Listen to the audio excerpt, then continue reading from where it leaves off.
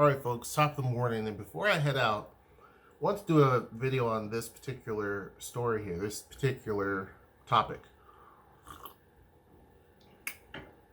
So Tacoma is finally getting to Topgolf, but not in the way that you think. Make sure you join the Discord. It's going to be down in the description box below, right?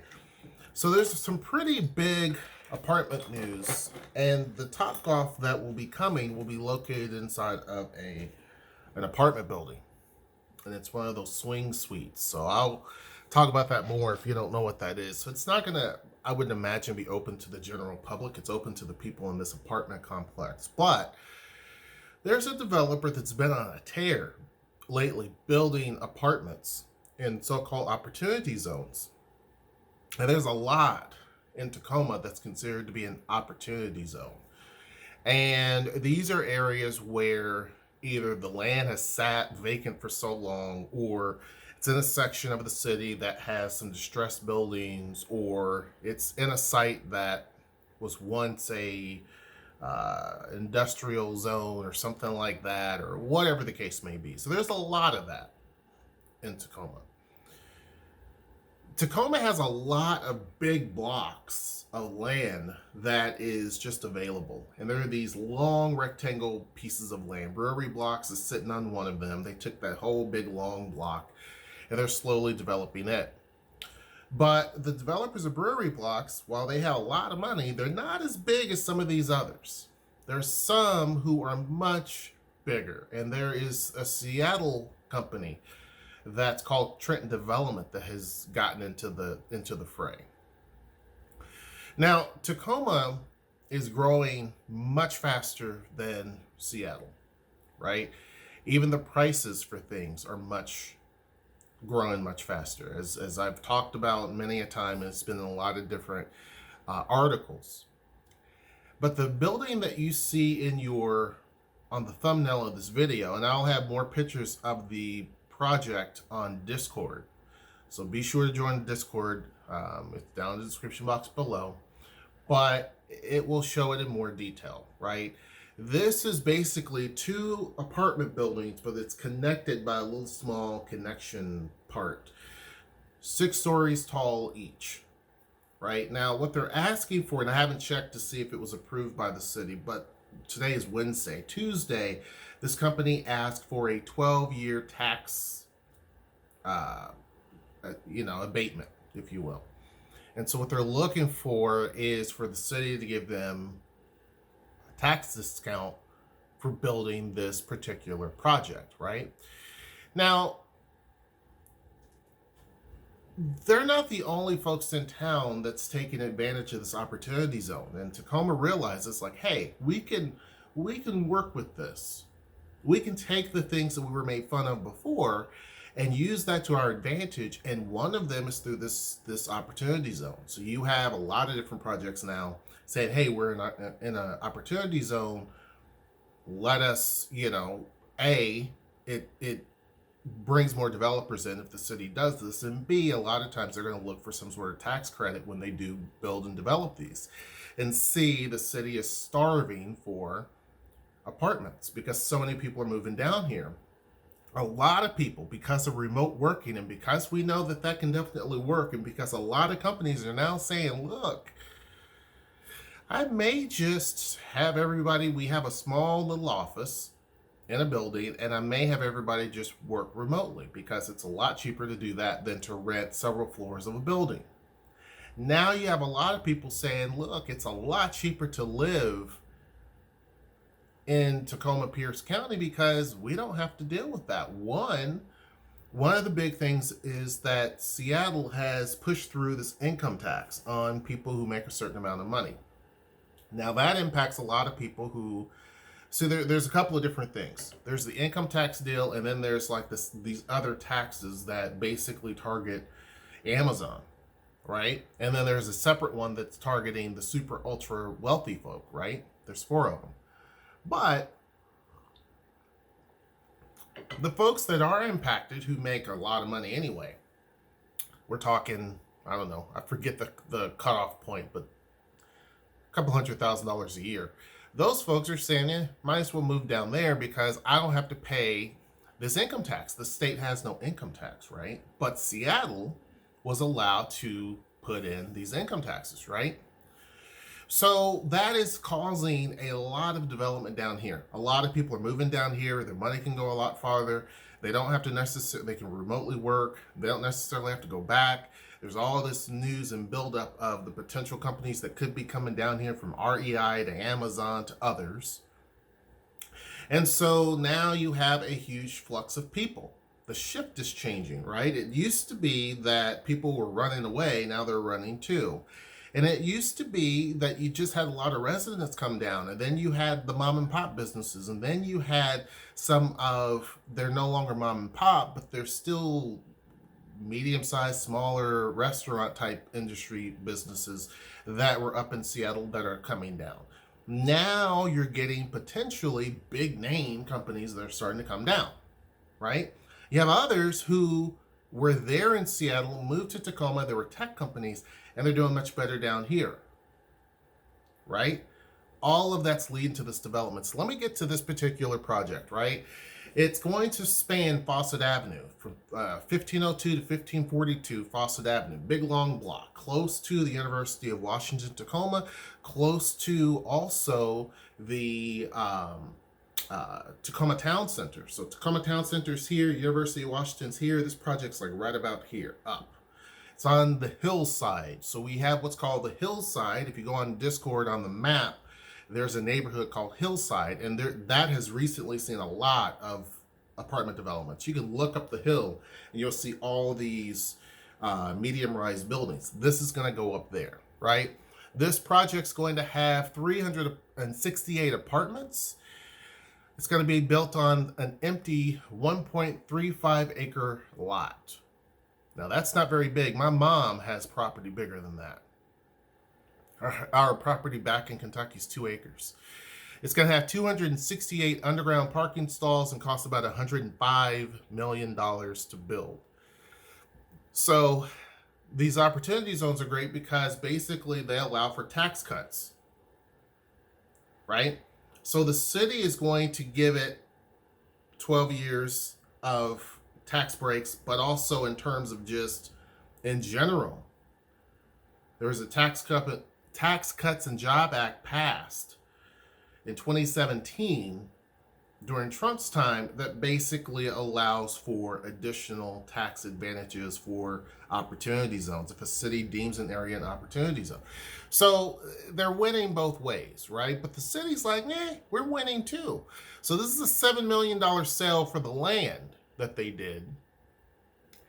And the developer is going to put in quite a few things that are going to be a game changer for other developers to step their game up. Now, this is the type of Seattle tactics. This company has built mainly in King County, to be honest with you, Bellevue, Seattle, that type of thing. But they're coming down here with those same type of ideas.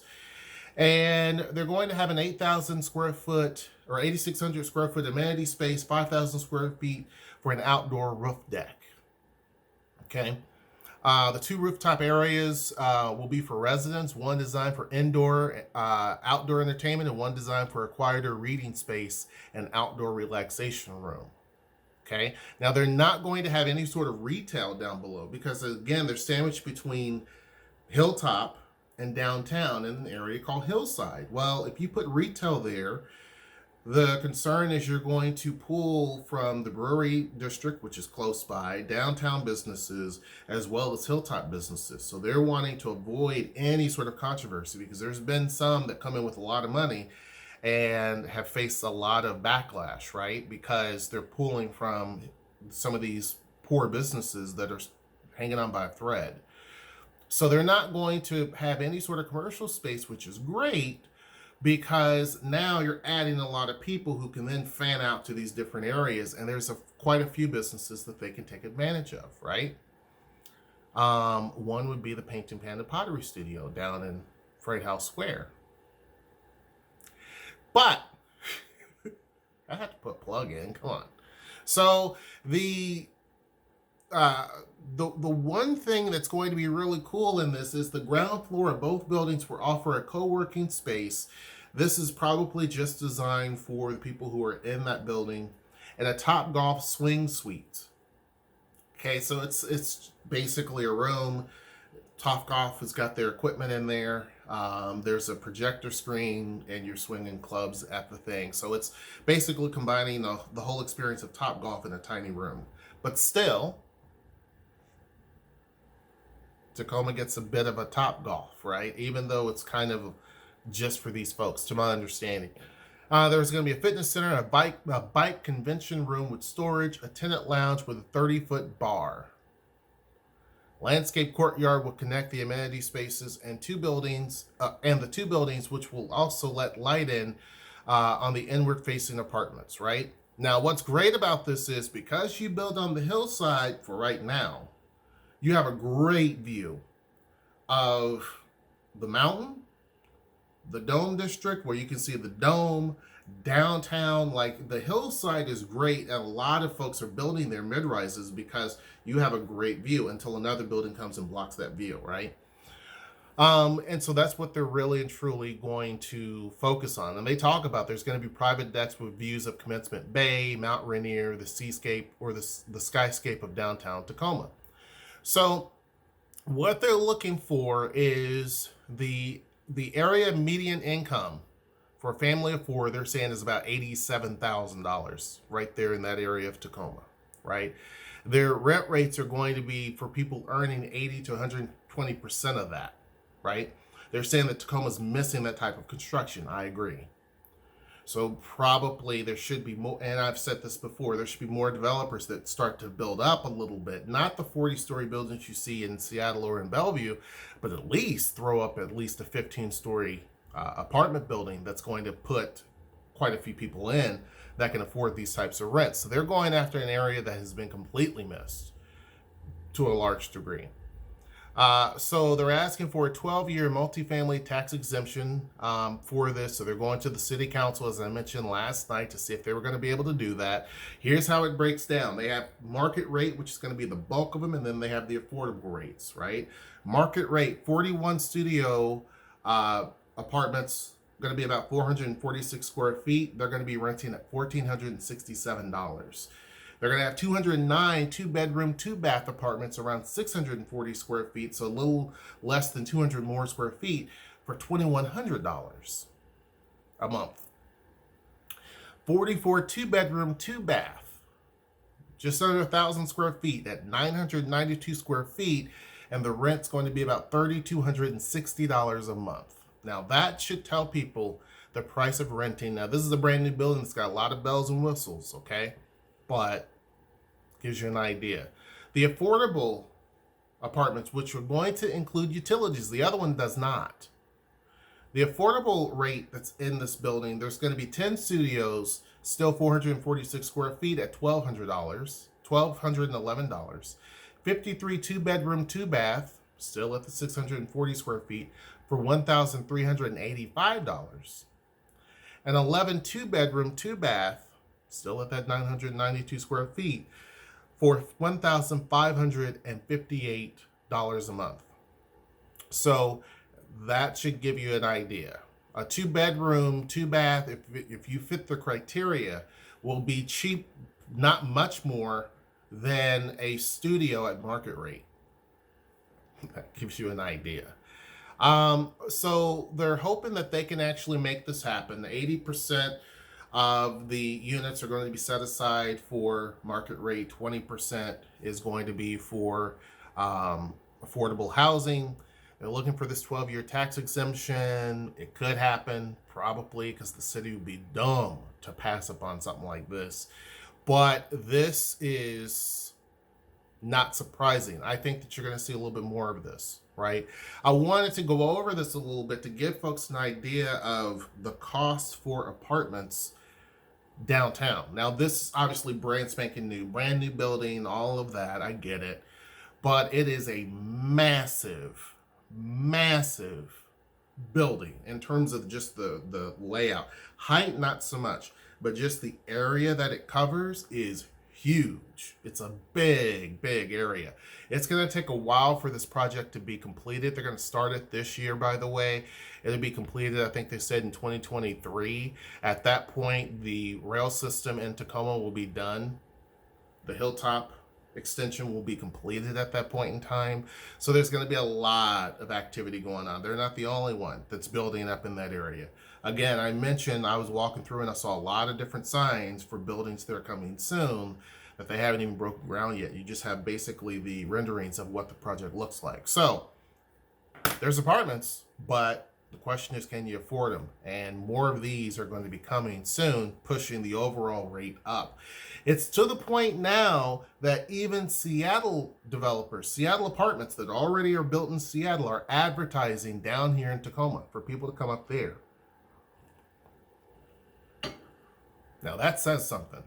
Now Seattle apartments are advertising down here. Now people say that's always been the case, sure, but we're talking new developments really focusing on Tacoma and saying, hey, why don't you come up here? And folks are like, nah, they vote with their feet. It's still much cheaper to be down here than it is up there. And so those types of tactics, unless you're bringing something, aren't really going to change anything. Projects like this, by putting in some of these amenities that are really cool, this is a soft entry, because there's other amenities that you can add that are like better than this even, right? I mean, there's tons of them, you know? But I mean, you can have event venue space down there. Some of them have done that. Some of them have like, obviously, you know, like grocery stores built underneath, or they have like luxury apartments built underneath, or they have, I forget the name of the concert venue people that they are everywhere. They can put those down underneath. There's tons of things that they can do. Put in like a doggy spa. There's some that have those. So this is a soft entry. There will be other things that will be in the future probably that will top this by far. But anyhow, hope you guys enjoyed the video. 300 apartments planned, Fawcett Avenue in Tacoma. We'll see. We'll see. Seems like it's going to be a guarantee. Like I said, they built 7 of these types of developments just in the last little bit of time. But anyhow, I'll go over this in more economic zones as well, or opportunity zones in and around the area. Some of them are in Federal Way, Spanaway, which is already experiencing a huge explosion too. Lakewood, and of course, like I said, in Tacoma, we'll talk about that. Even the Washington building downtown that's being redeveloped, it was a bank. They're redeveloping that whole thing and turning that into apartments. It's been taking forever, but they're working on that. That's even considered to be an opportunity zone. So a lot of these folks are now saying, hey, let me be a part of that, because it really helps them out. Hope you guys enjoyed the video. Make sure you like, share, subscribe. And until next time, I will see you. Take care.